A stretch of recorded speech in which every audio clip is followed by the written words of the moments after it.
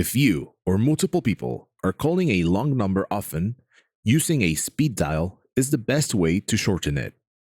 To create a speed dial, you must go to PBX, Applications, and then Speed Dialing. Simply add a description to identify this speed dial.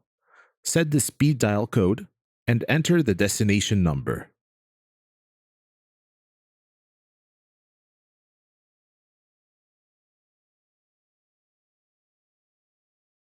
The class of service can be inherited from the extension or module that dialed this speed dial, or any class of service you specify. Then, save and apply changes. Now, whenever you dial a speed dial code, you will be calling the longer destination number. Additionally, you can import and export speed dials using the Import-Export Speed Dialing module. This module is located at PBX, Applications, and then Import-Export Speed Dialing. You can upload a CSV file and click on the green Import Speed Dials button in the lower right-hand corner.